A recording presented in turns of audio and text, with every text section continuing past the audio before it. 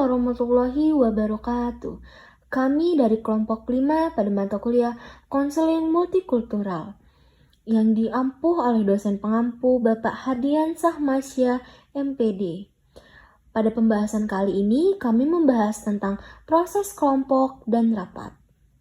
Izin memperkenalkan diri, saya Destika Ramadhani dengan MPM 2311080029 sebagai moderator dan rekan-rekan saya Muhammad Rizky Andrean dengan MPM 2311080184 dan Afifa Zahro Arumana dengan MPM 2311080141. Pada pembahasan ini, kami membahas proses kelompok, grup proses, dan bagaimana tim multikultural dapat menjalankan pertemuan meeting secara efektif. Fokus utamanya adalah pada dinamika kelompok, baik yang terlihat over maupun termasuk cover, serta bagaimana kekuasaan peran dan komunikasi mempengaruhi keberhasilan tim. Covert and covert group process atau proses kelompok yang terbuka dan tersembunyi.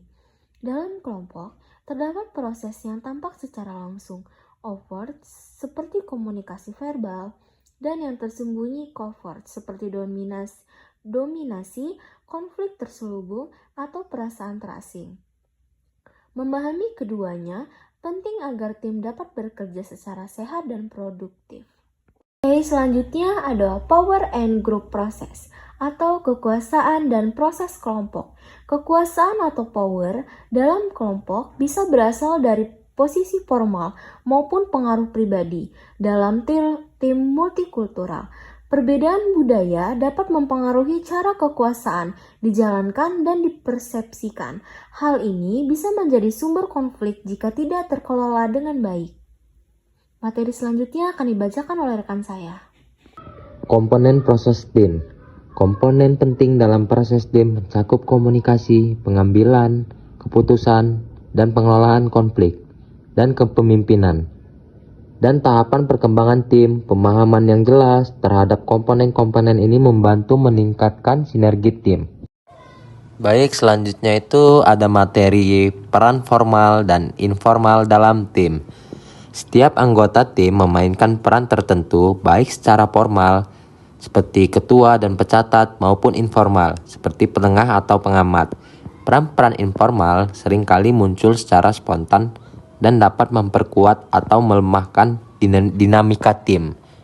Baik, selanjutnya akan disampaikan oleh rekan saya. Baik, materi selanjutnya adalah observing team process atau mengamati proses tim. Mengamati proses tim kelompok penting untuk mengevaluasi dan meningkatkan kinerja tim.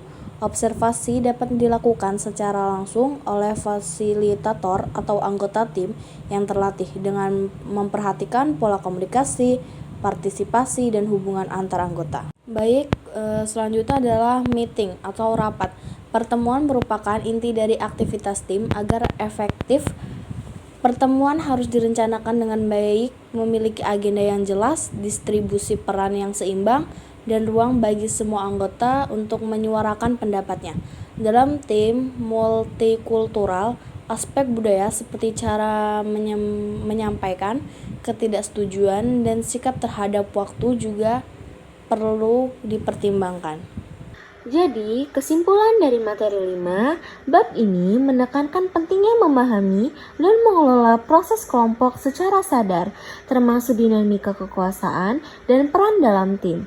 Keberhasilan sebuah tim multikultural sangat dipengaruhi oleh sejauh mana anggotanya mampu berinteraksi secara efektif dalam pertemuan dan menghargai perbedaan yang ada.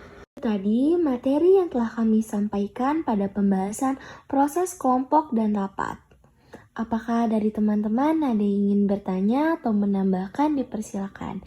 Kami akhiri. Wassalamualaikum warahmatullahi wabarakatuh.